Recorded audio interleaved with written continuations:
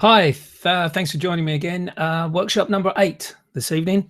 Today is your first assignment, and I hope that you'll post your images up on the Flickr group so that we can look at the assignments in about 2 weeks' time. I'll give it 2 weeks' time for you guys to get your work together. We'll come to the assignments later. First of all, let's start off straight away with the book of the week, Kozu. A book of images by a selection of photographers, Joel Chinchilla, Hengi Koenjiro, who's been on my show, and a number of other guys. Hironi Nakamura is another one. Tongue around that one. But basically, they're architectural type photographs of showing long exposures, high contrast images, a little bit of minimalistic work as well here. Great book to look through and just get some ideas as regards to what you can do when you go out shooting. Some beautiful scenes of the lovely, fantastic architecture that we're experiencing at the moment in our cities. If you're fortunate to live in London, of course, you'll know there are many, many new buildings that are going up. So Kozu, that's volume number 1, and you can get that by going to kozubooks.com. Hope you enjoy that book when you get a chance to look at it. Well worth the read, and I think it's a continuance. So that's just volume 1, and I think they're going to bring out, if not already, volume 2.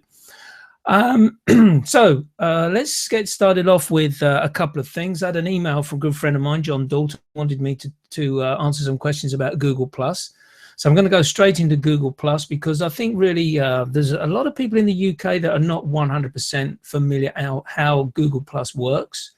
Obviously familiar with Flickr and Facebook and those sort of nature, but let's have a look at Google+. We'll also have a look at the Flickr images, and it's fantastic. Thank you so much for uploading your images for Flickr. This show may go on just a little bit longer than a half hour, which I originally mentioned, but some great portraits being put up. A couple of pointers that I'd like to mention to you guys when you're doing it. So I think probably the best thing to do is to go straight to the Flickr site first. Let's get the comments out of the way, so to speak, straight away, and then we'll do Google, and then we'll do the assignment, which is a fairly straightforward assignment for you. So let's go to the Flickr site, and this image first off is by George Griffin. George, I really like this image. You've captured this trader, Borough Market. I know it very, very well.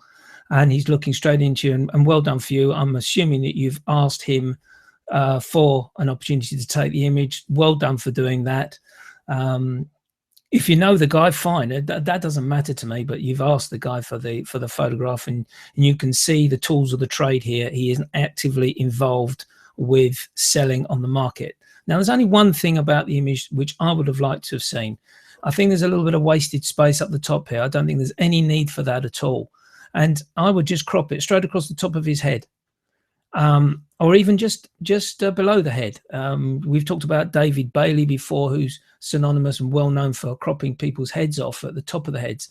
Nothing wrong with that. And I think by doing that, by losing that top, what is that, a quarter of the image basically, or not even that, I think he will concentrate more on his face. Don't touch the bottom. You've got his hand, the tool that he's using there. It looks like he's a cheesemonger. That's right. So great image to start off with. Perfect tones, perfect balance of image. I really like it. I just would like to see you losing that umbrella of the canopy that he's working under. It serves no purpose to the image. So hope that helps you, George. Thanks for uploading it. The next one, back to the group. I don't remember that one being in there. No, it's a different one. There we go. Christopher Warren. Thanks again, Christopher, for uploading your image. I'm assuming here, yes, cab driver and friend. Now, there's a couple of issues here of this particular image. You caught the guys great. They're looking at you. You've obviously had a conversation with them, and the guy's giving you the thumbs up. Brilliant. I love that part of the image. I'm looking at there's 3 issues here, maybe 4 if you want to really be pedantic. There's some light spots which are close to the edge, and I think this is something which you all must be wary of. The first one is the one at the top here, right dead center. It's obviously a light from the other side of the road. I think you've tried to do something with it, probably tried to take the sharpness and the lightness of it out. I would in actual fact crop straight across the top there and get rid of that. Now, the point that I'm thinking along here, the left-hand side, you've got a bit of light here. Light images which show light on the edges, they're always going to attract you to the edge. So be very mindful of light on the edge of your framework. You could crop that out, no problem at all. The guys' faces are a little bit on the darker side of the image. I'm drawn to this for hire. Are the guys for hire? No, they're taxi drivers. I know that for sure. But I think what you could do here is lighten these faces up by that selective tool in Lightroom rather, when I showed you last time out. Select the faces together, which you can do, and just raise the exposure a little bit. That would then draw my eye back to these guys, away from for hire. That's an important part of the image. You don't want to lose that, because otherwise we don't know who these two guys are. They're obviously cab drivers. So hopefully that helps you. A little bit of brightness on the faces and lose the bright spots on the edge of the frame. And I think if you do a tighter crop there, I think you'll be a little bit, you'll be more pleased with the image. But again, thanks for uploading. And here we go, 3 favorites. People really like your work. So I think by just tightening that crop up would have made that a little bit better. I'm going to go back to the group because I don't know what that was that came up before. Stephen Green, an image here of 2 ladies walking towards a church. Nothing wrong with it at all, Stephen. Probably a little bit lighter in the middle, I would like to see, but I've got nothing to say about this image. It's well spotted. It's one of those images which maybe you would think, should it have been in color? We obviously don't know what color the clothing was these ladies were wearing. Some judges and some comments would be, if they had a red coat, then great, let's see it. But no, I like the mono effect you've created here. And again, 8 favorites and 4 comments. So it's you're on the right lines. People are liking your work in Flickr Group there. Let's go on to the next image. Really like this one by Stephen. Again, beautiful leading line here to the people down in the bottom. And that's what you need. A nice lead-in line. I like the color. I like the tone of it. And you can see, obviously, taking in a precinct. It's the Library of Birmingham, of course. The Library of Birmingham. Again, you've got some good views and good favorites here. So people are liking your work.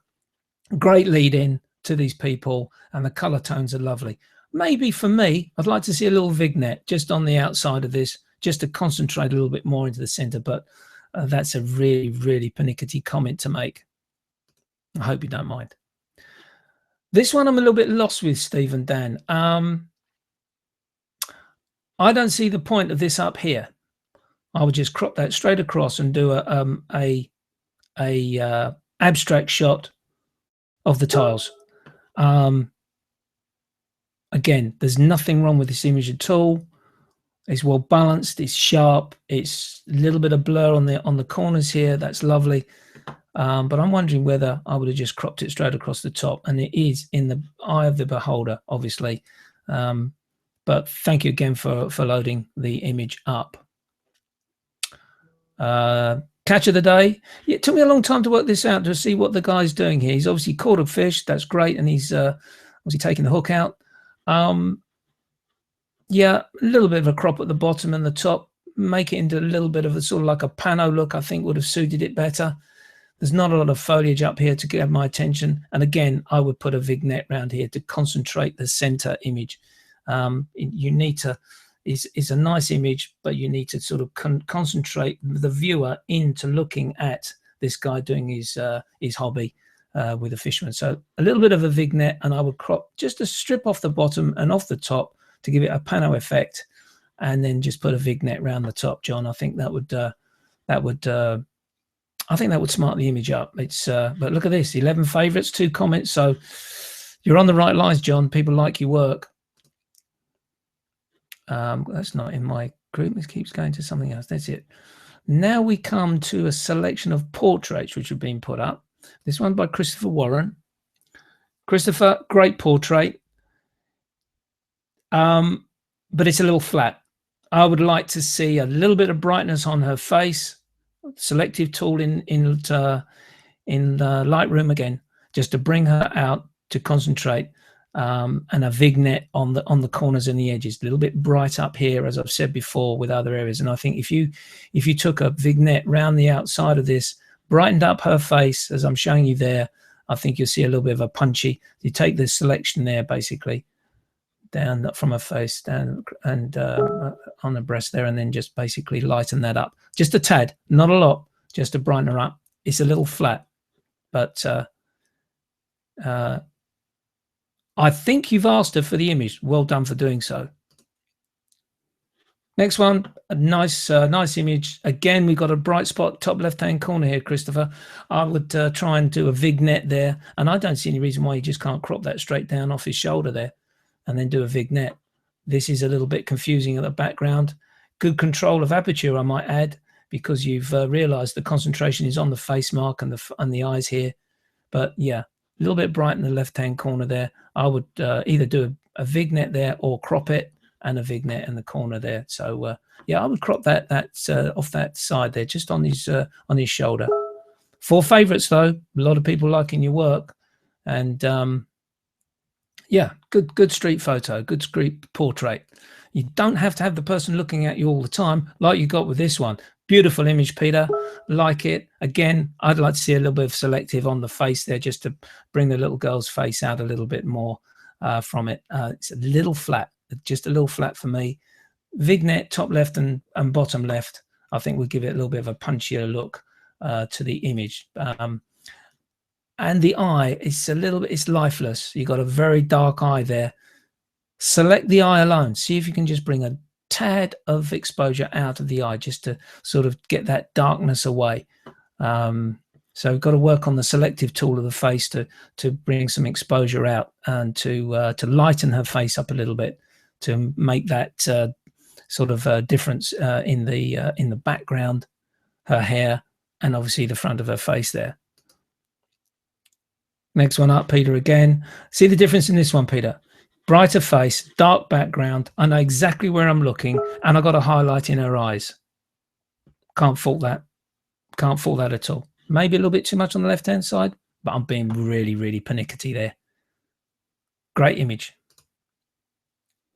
So that's it. That's Flickr. So we've done that. I'm going to go straight to Google now.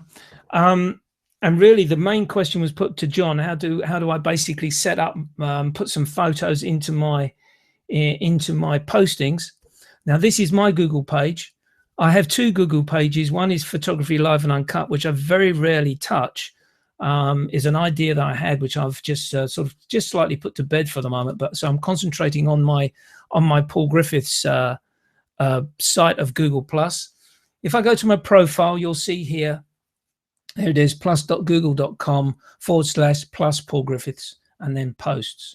So this is my homepage.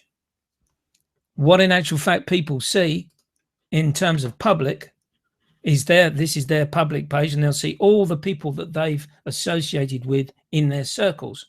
Now with Facebook, you can select people and like friends, and friends are created. With Google, you in actual fact create circles of friends, circles of groups that you want to be part of. There may be a particular camera that you like to follow what other people are taking photographs of with that camera.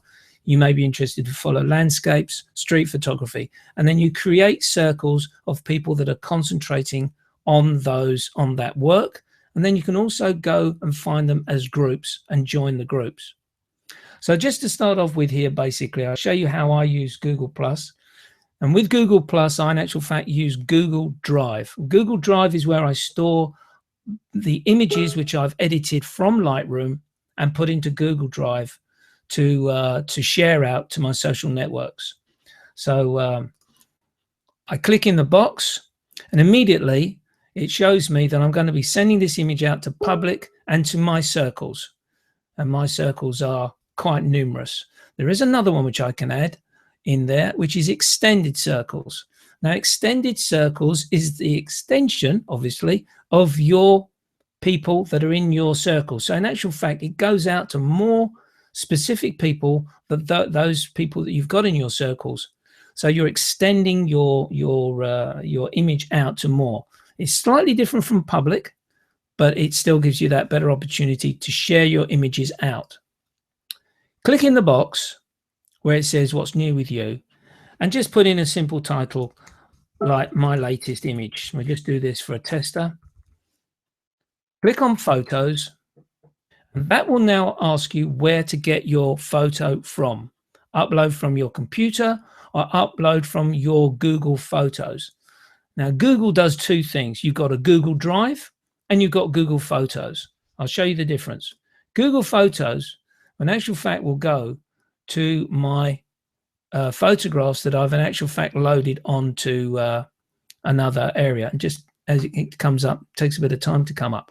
These are all the images which I am in actual fact uploaded from my camera into Google Plus.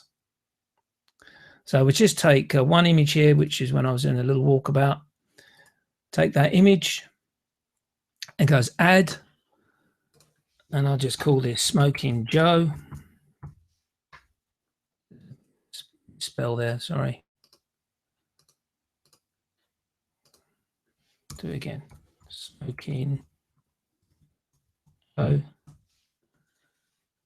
Add, and there's the image in the post, ready to go, and I just simply click share.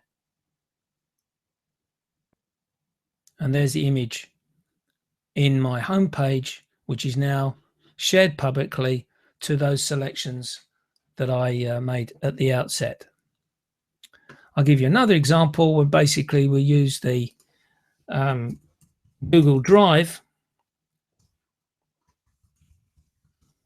Give it a little title. It may be a story which you want to write about. Go to photos. This time I'm going to upload from my computer, not from Google. And my computer obviously has the link to the Google Drive. There's my Google Drive on my computer. So I click on Google Drive.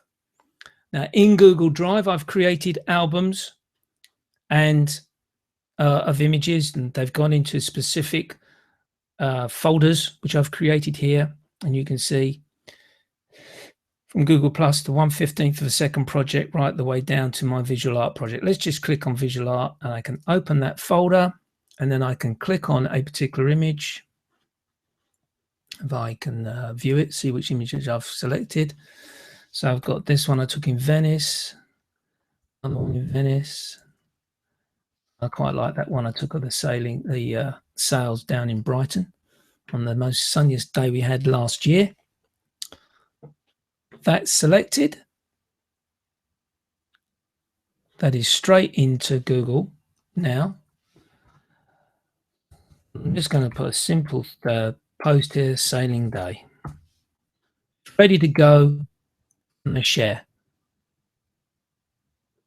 And that again is now up on my Google Plus page. So it's very simple to use. I'm not going to go into further details with regards to adding your images into groups or into collections. We can talk about that later on, but you can actually, in fact, create collections of similar images that you've created. So you may want to create a collection of all your street photographs. And you can only do that once you've publicly shown the image. So two routes, Google Drive or Google Photos. And Google Photos will be uploaded either from your iPad or iPhone or images which you've already posted onto Google Plus, or you use your Google Drive or your other folder, wherever you're using the folder on your computer to upload your images from. So I hope that's helped you there with the use of Google.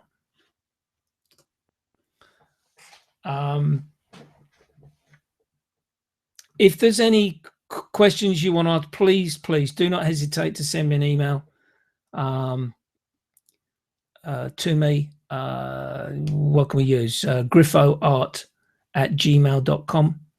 Send me an email on that, and I can I'll answer your questions regarding Google Plus or Facebook. The difference between the two, I think it's worthwhile me mentioning. Google Plus came about, it was obviously a deliberate ploy by Google to counter the Facebook, dare I use the term, revolution. And and it's been quite successful. But one of the things which became obvious to a lot of people that started with Google Plus, it was a great library of people taking photographs. There are other sites. There's Ello, which you may want to consider, and of course you can set up your own blog site. But Google Plus really was, with a number of photographers from America that jumped on it straight away, it became a very sort of almost an automatic go-to if you wanted to look at quality photographs and get involved with a community. With Google Plus, you plus the images you like, and you can make a comment on the images, and that's one of the most important things. Also, one thing which I've learned only just recently, if you really like an image, share that image and make a comment. The photographer who took it will be delighted that you've taken the time to share one of his images out to your circle of friends. And that's how basically Google really gets its name, this sharing philosophy. Now, if you're starting up a business, Google Plus is probably not the place to put your images, because you, in actual fact, is almost like Coles to Newcastle. You're putting photographs on there which is seen by photographers. It's not necessarily a place that businesses that are looking to buy photographs will go to. That's where you've got to really concentrate on developing your Facebook and your Facebook pages to show your work. Obviously, a website as well in addition to that helps. But suffice to say, Google Plus is like taking Coles to Newcastle in terms of showing your photographs, whereas Facebook really does help you if you're looking to develop a business side of your photography. So they're two slightly different, and you'll get different arguments as regards to which is the best one to use. I use both. I use Facebook to advertise out as much as I can that I'm doing with Photography Live and Uncut, the show, and obviously the Live and Uncut workshop. I advertise it as well on Google Plus, but mainly I go to the Facebook to do that work. And my images I post onto Google Plus. And there are other social networks which I use, which maybe I'll do a show on that later on, because there's a couple which are really, really good to show your work. And it is, again, slightly different from the way Google and Facebook operate. So I hope that's helped. Thank you so much for the upload of the images. We come to the assignments. I'm going to change the amount of images that you can upload for this assignment, and this will run for 2 weeks. We'll have I'm going to set the assignment today, and then in 2 weeks' time we'll have a discussion on the images that have been posted according to the assignment. So there'll be 3 images which you can post, and those 3 images I want you to do an image of using the modes: aperture priority, 1 in aperture priority, 1 in shutter priority, and 1 in manual. And the reason why I want you to do this is, with aperture, I want to see you using depth of field. So obviously, from a point of view as what we're showing here, you decide what depth of field you want to show. And it would be nice in the caption, instead of a title of it and leaving the JPEG file number, if you could just write down what in actual fact the aperture was that you set. Then I can gauge as regards to whether, I can help you hopefully from that as regards to whether I think you've chosen the correct, or the ideal, not the correct, the ideal aperture setting for the image. Same applies with shutter priority. I'd like to see an image where you've concentrated and used shutter priority to its best effect. Now, you could do one like I do a lot of work at 1/15th of a second. Brilliant. Go with that. If you want to do some imagery like that, panning shots, if you want to freeze the action of someone, let's see some images at 1/1000th of a second. And so in the caption, I'd like you to say shutter priority at 1/30th, 1/60th of a second. That's fine. And aperture priority before f8, 5.6, whatever. Manual, I want to see how you use manual. Remember, when I showed you how to use manual, it was basically to override the sensor and how it views images. Remember, the sensor uses the image that it's looking at as a grayscale. So when you take a photograph of snow, the snow will come out gray because it's immediately made that adjustment. And sometimes when you take a photograph of someone wearing black, that'll also reduce it down to a gray color than black. So I really want to see how you use manual. So here we go. This is what you're doing. Manual f16, 1/25 of a second. That's all I want to see. And then I can see how you've played with the controls of your camera. Now, I hope that's clear. So 3 photos, one at aperture setting, one at shutter setting, and one at the manual setting. And I think by doing that, then you'll really get to know how you're working with your camera. Be careful with your manual. I don't want to see, unless it's specific. If manual, you're going specifically for an underexposed shot, I want to see light. I want to see some kind of light and shadow coming into the image. So work on these things. Don't just take the first 3 and put them straight on there. Go out and do aperture first off, do, I don't know, 10 or 15 shots, then shutter, then manual, and then select your best 3, one of each, and post it to the Flickr group with the caption as regards to what your settings have been. So I'm really looking forward to seeing your work on that. I hope the little chat on Google Plus has helped you get over that stumbling block, especially John, to get yourself started. We obviously all work through Google Plus with regards to this workshop. So hopefully by doing that, we'll be able to do more. I will go into more detail with regards to Google Plus. As I say, in 2 weeks' time, we'll do an assessment of the assignments, and we'll discuss those through. And then further down the line, we'll do a little bit more Lightroom work with regards to your editing. And then we'll move on with maybe do another assignment after that. So I hope this workshop has been of interest to you. Please do not hesitate to send me an email, griffoart@gmail.com. That's GRIFFO art@gmail.com. Send me an email. Any questions you want to ask, I'm more than happy to bring it up in a conversation for the next workshop. And I look forward to seeing you and your work in 2 weeks' time. All the best, you guys. Thanks for watching. Bye for now.